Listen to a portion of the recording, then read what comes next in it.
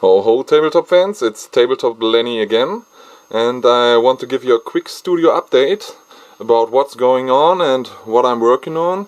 And here you see some of the parts that I need always. You get vegetation, some flock, then you get all kinds of sand and stones and pebbles, and then we go over to the workbench.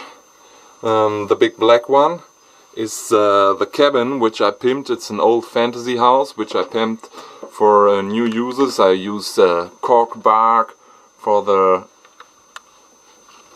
perhaps you can see it, for the rock formations, and here it should be an outpost for the game Malifaux, something like an outpost soulstone depot or something like this.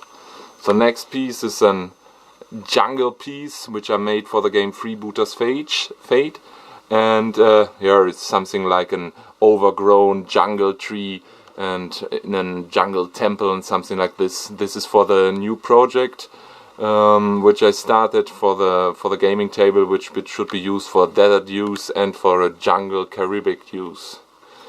And then you see all kind of tools on my workbench. You see the typical clipper, then you see all kinds of cutters and all kinds of glues and wire and paints and all those things.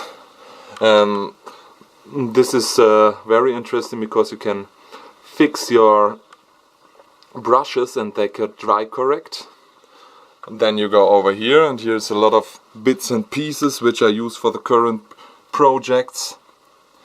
As you can see here, we get some wire and all kind of bits and pieces. And then there are more works that are unfinished and which I used to work more on it. This should be something like a small diorama, where it's an old cannon, and it's an emplacement where dwarf slayers attack an dark elfish spear thrower.